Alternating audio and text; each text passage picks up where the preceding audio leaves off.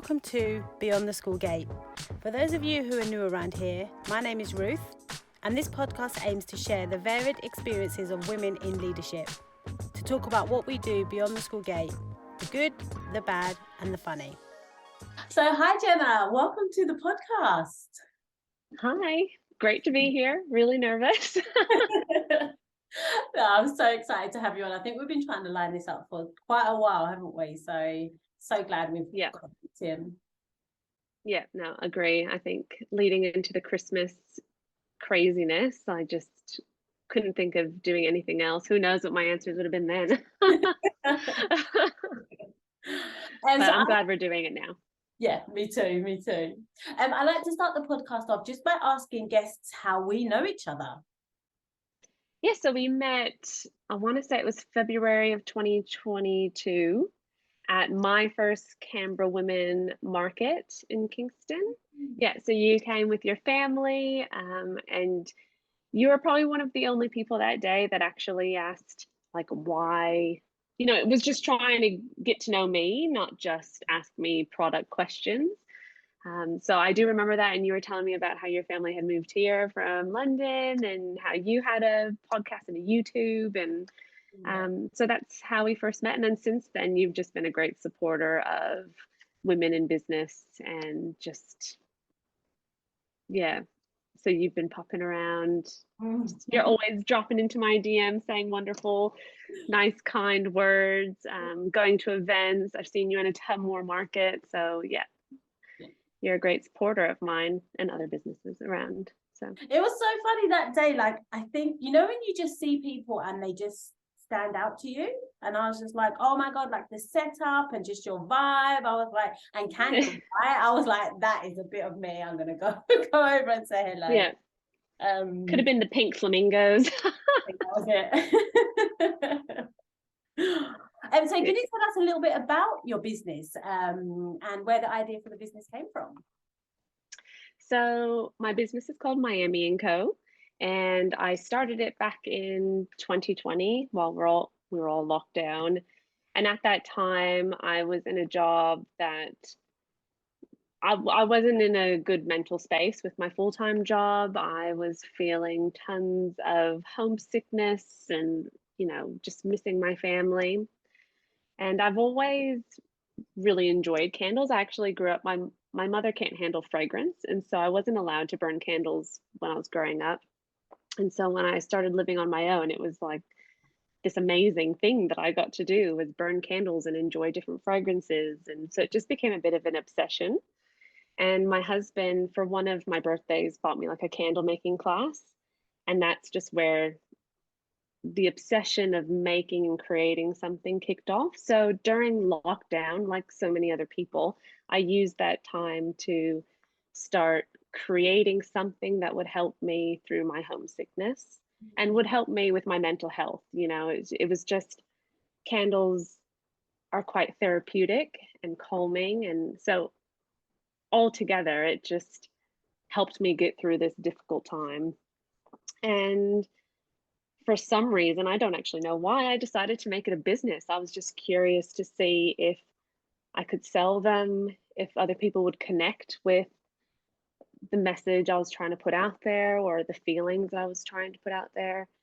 And it did. And now it's just grown, and I'm really proud of it. So something that started from a low point has become a high point in my life. So that's amazing. Oh yeah, and we're a home fragrance business. That's what we do. So candles, reed diffusers, home sprays. It's all about the things that I wasn't allowed to use when I was younger that I enjoy now as an adult, and I know so many others do. So from an experience that maybe didn't feel the best, you're able to develop a whole business, and it's amazing. And I think there's so much that, I don't know if you're the same. For me, like, I associate so much with like smells and tastes and fragrances. Yeah, of course. It can transport you to a different place. It's like music, isn't it?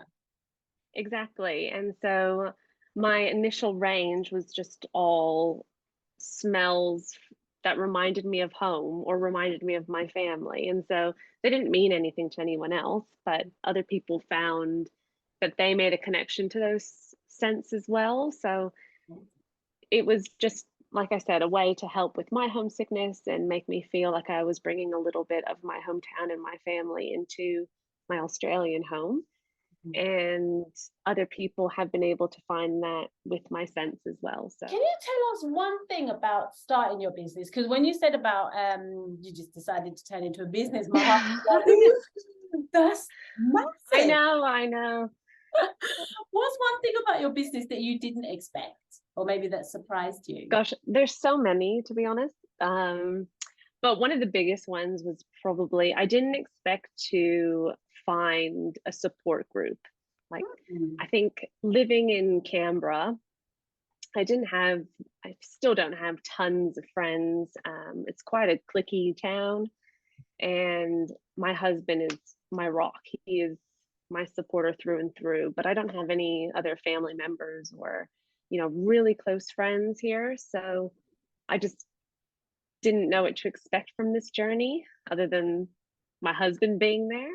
And I think throughout putting myself out there, doing markets, going to the Canberra Women in Business or the Canberra Women networking events, through the last 2.5 years, I've been able to find a really wonderful support group and some women that I think have aided to the success of my business as well. We tic-tac on strategies and ideas and just pump each other up when we're feeling low. And I think it's just not what I expected, since I knew what Canberra was like previously, living like with the click. So it was great. I think that's also helped me in my journey, just making this such a positive experience. And how long have you been in Canberra? Geez, 11 years, 10 years, wow. 10 or 11 years. So quite a long time. Yeah. And we've made friends along the way, but funnily enough, they've been from other countries as well. Wow. And they've decided to leave cold Canberra for sunny Queensland, or a fair few of them have moved to Canada. Yeah, right. So the close friends that we have made over the years have all left. And so, yeah, starting this journey, not having a group to fall back on, and it all lying with my husband, I think, the biggest surprise was being able to find that out there and through this business. That's pretty amazing, isn't it? Like, yeah, it is because in small businesses it can be a bit funny. I've found that people get quite competitive, don't really want to share things, feel a bit funny about pumping you up, especially when you're in the same industry. So other candle companies or home fragrance companies. And I guess I can understand it a little bit when it's your full-time job and, it's competitive out there. It's quite a flooded market. And so you don't want to give too much away. But it's been such a nice surprise that I at least have found a group that's we're just all willing to support each other and throw out the ideas and just be there. And I'm incredibly grateful for them. It is interesting because when I joined the Canberra Women as well, I thought I hesitated, and I was talking to Gabby quite a lot, and I was like, I don't know, because I don't sell a something. Does that make sense? Like, I don't have a product. Yeah, you don't have a product. Well, I know what you mean. Yes, like, you don't lead with something. You're not going to be at markets, trying to like sell your. Yeah, of course. Yeah. It's so weird. So I was like, should I not? And I thought, you know what? I'll just do it for a year, sign up for a year and see. Yeah. And I feel like I've made friends. I've learned so much from other women. It's just, it's been amazing. So sometimes it's pretty incredible. Yeah.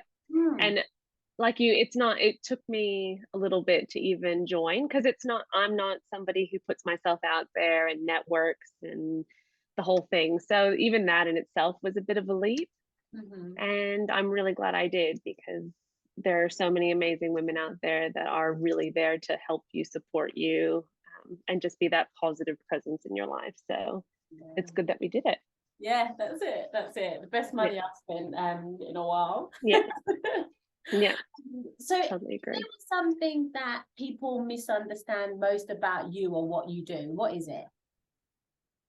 So I think over the years, I've become pretty good at pretending like I'm an extrovert and just being this pleasant personality that likes to be out there, with markets or doing social media. But I am actually quite an introvert. I'm really shy. It's really hard for me to do these sorts of things, after markets, because you're there talking to people constantly. I'm exhausted when I go home. Like, it's this total, I need to be in my little, silent box, not talking to anybody. Uh, yeah, I think part of this journey has shown me that I need to step out of that comfort zone a bit more and put myself out there. But it's really hard, and people don't believe me because I come across as somebody who is an extrovert, and I like dealing with people, and like putting myself out there. But Mhm. it's so hard and so out of my comfort zone. Like, one of the best parts about COVID was being stuck at home. I loved it. I thrived in that environment. Like, having to deal with people through Zoom or Teams or messaging, like, that was my comfort zone. I think because I've had to continue to build relationships and keep relationships over Skype or FaceTime or whatnot, because my family's all at home, it just felt super comfortable to me. And that was truly my comfort zone, being a hermit and talking through to people through, technology. And in this business, having to put myself out there in person has been incredibly hard. I like that though. I like that you touch on that, because I do think sometimes there's a narrative, whether it's intentional or not, that there's a narrative that to be a business owner or to be a woman in leadership, like you have to be this type of way. And I don't always. Confident and out there, and Yeah. you don't have to. I mean, it is hard, and of course I'd prefer to just hang out at home and make candles and just be in my own little world. And I know that you can't do that, but there are ways around it. And I'm learning. Like, just doing this podcast is a great example of how this is just something so out of my norm, so out of my comfort zone. But I'm trying to challenge myself to kind of do these new and exciting things. I know I have my first candle making workshop coming up in a few weeks. That's so And just that, I know, that in itself though is just freaking out completely, because I'm going to have to stand there in front of 20 people and take them through the process of candle making and try not to stumble my words and try to keep it interesting and keep them engaged. And the whole thought of it just freaks me out. But it's just one of those things. I'm trying to challenge myself and put myself out there, and at least I can fake it, right? People tell me all the time that they would never guess that I was an introvert or whatnot. So I can fake it. But when you do, it I think it exhausts you even quicker. I sent that link to like all my friends that are like Canberra based. I'm like, look at this, it's so cool. Oh, did you? Thank you. No, I'm super excited, and at least I get to run the workshop with one of those women I was talking about earlier. That's part of my really close knit support group, and so I think knowing that we're doing it together brings a little bit of calmness to the crazy situation, and we'll both be going through this, the same feelings, and no, it'll be good. But I am looking forward to it. I'm just very nervous about putting myself out there and making sure I keep people engaged throughout. It's nerve-wracking, it is, but I think, like you're saying, the more you do to put yourself out your comfort zone, the more your comfort zone grows, I imagine. Oh, for sure. I mean, if I look at myself from when I first did a market to now, it's totally different. When I first did it, it was incredibly nerve-wracking. What questions are people going to ask? Am I going to connect with people? Are they going to find me annoying? Are they, you just never know. You've always got these negative, people on your shoulder just being like, oh, whatever. But now it's super easy and I don't even think about it. And I've made a lot of connections through doing markets, people who come back time and time again, and you build relationships with them, and now it's quite nice. So I'm glad I put myself out there, got out of my comfort zone, and started building relationships with my customers, which I would have never done if I just stayed at home or stayed as an online only business. So talking about putting yourself out of your comfort zone, if you could have coffee with any two people, living or past, who would you choose and why? this is going to be the most boring answer, truly, because it's not out of my comfort zone.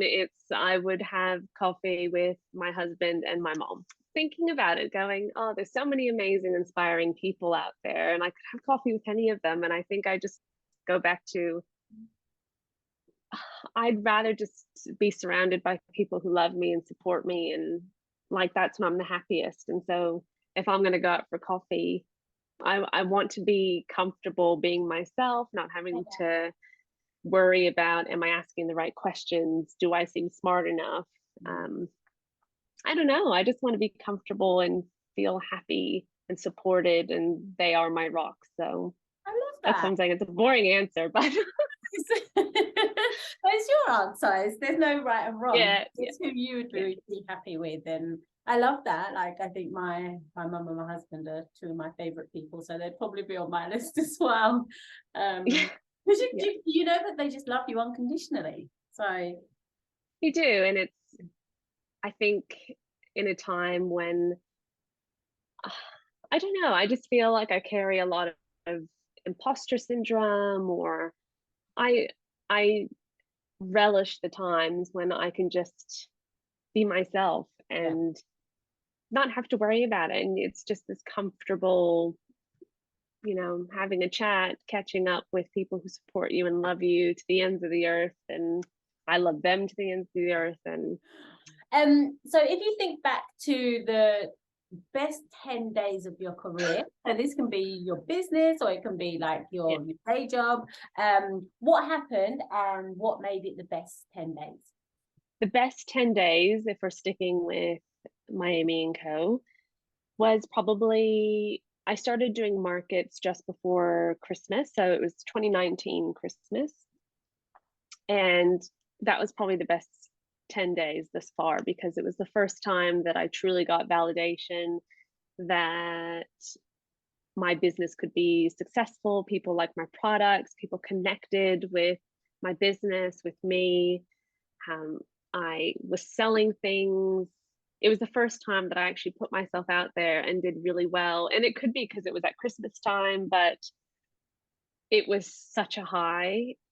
And I think that's what really started the addiction of wanting to just keep pushing and see where I could take this. Because before that, I spent almost a year trying to figure out how I still sold things online, but I hadn't been out in the market space yet. So it was very slow, and I was just trying to figure out how I wanted to put my brand out there. And I was really focused on making sure that I didn't put my brand out there unless it was perfect, and so it was a very slow start. And then once I did that, those 10 days, or I think it was like 2 weeks before Christmas, it was just huge. I think that was the turning point. That was kind of the time that made me go, okay, I want to do this. It can be successful. Let's push. And I know who my brand is. And I've had validation from all these people saying that it was great. And I think that's what I needed. So. And disappointed when the product comes to an end. Like, anytime one of my candles comes to an end, I'm like, oh no. And the holders that they're in, I don't know if that's what they're called. I've got the vessels. What are they called? Vessels. The vessels. I use them for other things as well afterwards. So sometimes I'll just use them for like pen holders because they're so pretty. They're so nice. Oh, thank you. Thank you. That one's nearly. So part of, it is. It is really done. Yeah. So with that, I actually, because earlier I said I was such a candle addict, I have so many vessels laying around the house, and there are only so many cup holders and pin holders and things that you can use them for, which is why I started coming up with those candle refills. So then you continue using the vessel, and then you just buy the wax insert. So it's a sustainable edge to candle making, because it can create such large waste and add to landfill. And so it is good to see that you reuse them.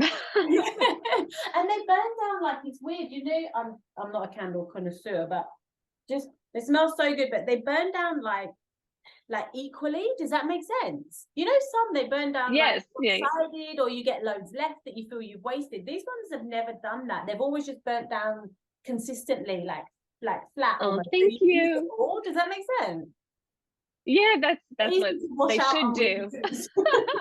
That's what they should do when they're Oh, well made and they're whipped okay. correctly. And it's it's quite an easy process if you just watch it, but there's so much science behind it and so much trial and error behind making something perfect that'll burn perfectly and it won't tunnel. And um, it's really interesting how candles work. So I'm glad that they burn that way, because that means that they're working as I intended. And your house must smell amazing when you're making a batch. Yes, that's what I hear, but I've actually lost a little bit of sense of smell because I'm in and around it all the time. So I can't even smell it really in my house. But I know sometimes when my husband leaves to go do the groceries or whatnot, as he's walking back in, he can smell it from the street. So Oh, wow. yeah. Yeah. So I assume that it smells great in here all the time. Yeah. But it makes it really hard to test candles these days, you know, because my sense of smell isn't as strong as it used to be. So I really find that when I need to test a new batch, I need to not light candles or pour candles for at least a week, so I can kind of reset my space, reset my nose, and then I can go back to it. So what is one question you wish that I had asked and I didn't, and how would you have answered it? Probably, what is one thing that you wish you could improve on, either in your life or your business? Maybe not wish, but what's one thing that you need to improve on? Just point blank. And I would say that is learning or implementing the tools that'll help me compartmentalize my life. I think starting this business during a time when we were all at home and we were all getting used to this blended lifestyle, I've just continued that. And I have found that it means I've got 1,000 tabs constantly open in my brain, and I am just flitting from one thing to another. And it's just from the moment I wake up, I grab my phone and check social media analytics or emails or invoices. Same to the time I go to bed. It is just nonstop. And I'm so worried about burnout because of it. And I've let, my physical health get to the worst it's been. I don't even work out anymore because I prioritize my business and other things over it. And so I wish / need to implement the tools that I know of. I already know what they are. I just need to implement them to help make me more successful in life and in my business, and make sure that I have the right priorities in place. And it's just hard when Miami & Co is such an addiction. I enjoy thinking about it all the time. I enjoy making and pouring, and so it's so easy for me to go, I'm not going to work out. I'm just going to pour more candles or fill more orders. But I've realized that over the last 2.5 years that I'm mentally fatigued and I'm physically fatigued. It's so hard. So, and I'm sure there's a lot of people out there that are the exact same, that life has just become so blended. There isn't this hard start and stop, that you're just constantly going and thinking. And do you ever actually get a time to just unwind? No, unless you prioritize it. And I think it's really important. And I need to do that. When you lose sight of that, you can watch the podcast back and be like, right, that's what I said I need to do. I said I was going to do it. And, it's so simple. I read about so many tools and things to implement in your life to do that, compartmentalization. And I just go, duh. Yeah. It's so simple. And yet it's so hard to implement, this never ending cycle. And before you know it, it's time to go to bed and you haven't worked out and you haven't had time to read a book, and you haven't done all these things that would help you unwind and just relax, and self-care is out the window. So Yeah. I think it's something really important that if you're starting a business or, growing a family or doing anything, is that you learn how to compartmentalize. I mean, I was thinking about it earlier going, and maybe it's just a generational thing, but multitasking was always seen as such a strength. If you can do it, put it on your resume. It's this amazing thing. And now they say it's actually not good. Humans can't succeed multitasking. And so no wonder I'm failing at it, because here I am thinking I'm running a full-time job and a small business and doing all these things, and look at me going, I'm keeping everything afloat, when really underneath I'm not taking care of me. Yeah. So, which is ultimately the most important thing, right?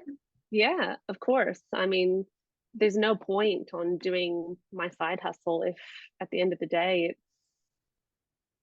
I'm going to experience burnout, or my mental health is going to be in the bin. So it's something I just need to be aware of and start implementing now, because we're growing quickly, and who knows a year from now, what will I be like? How will my health be if I don't take it seriously and implement these easy things now? And it's true. I think a lot of people online, like a lot of YouTubers, talk about the balance between when they've got their full-time job and then they start their side hustle, or they start YouTube. There comes a tipping point where it's like it's actually too much to keep both of them going. Yeah. And then people they're like, what do I do? Do I take the risk on it and do this full time, or do I do that? But a lot of them are often talking about getting to burnout and making that decision, as opposed to like proactively thinking about, okay, like I'm going to check in here, or when I get to here, I'm going to make that decision. They almost wait until they're physically feeling the negative results of that. It's just interesting, an interesting balance. It is. And like I said, it's tough to make that decision when you're so addicted and it's my passion. Of course I want to do it all the time, but it's not healthy. So it's not healthy for me to do it. So yeah, it's the thing I need to do for myself in 2023 is implement the tools on how to compartmentalize my life for success. So it might lead into the last question, which is, what advice would you give someone thinking about starting their own business? So I didn't take this advice. So this advice actually comes from my husband, and I didn't listen to it early on, and that is to start early and iterate often. I am such a perfectionist, and I want to make sure that whatever I put out there is the best thing it can be. And that's why I waited so long to do a market. But I could have just started earlier and let people tell me if something's good or bad. You don't know until you actually get feedback from other people. And so now, anytime that I'm just not sure what to do, I tell myself, let's just go for it and see what happens, and we'll make changes along the way. I think it's so important, because if not, I'm horrible at making decisions. I am. I'll stew on things for so long. I'll second guess myself. I'm really not good at it. So if I didn't just put myself out there and I kept just waiting for perfection, I probably wouldn't be where I am now with Miami & Co. Because you just don't know. But if I would have just put myself out there early on with a trestle table and a tablecloth, maybe I would have found my answers then on what scents people liked, or what people were more gravitated towards, or who knows, instead of it just being all with me. So yeah, my advice would definitely be, just don't wait for perfection. Just put yourself out there and see how you go. And if people want to find your business, remind us what your website and where people can find you. So you can find us at www.miamiandco.com.au, or on Instagram at Miami_and_co, or on TikTok Ooh, at Miami & Co. I know. perfect. You are everywhere. Getting in I with the love young ones. No, it. you have to be. You have to be. You really have to put yourself out there. So, and like I said, it's a challenge. I don't like it. So I think in time I will grow to love it. I love it. I love it. Oh, well, this has been so much fun. Thank you. I hope it wasn't as daunting as maybe you thought it might have been coming on the podcast. It's been so much fun. No, it's good. It was good. It's really great sometimes to be able just to sit there and think about what your successes are. Life moves too quickly. So Yeah. you don't often sit there and go, oh, what have I achieved? Or what have I gone through? Or what's some advice I'd give to people now? So it's really lovely. It's good. Thank you. Thank you for having me. You're welcome. Thank you.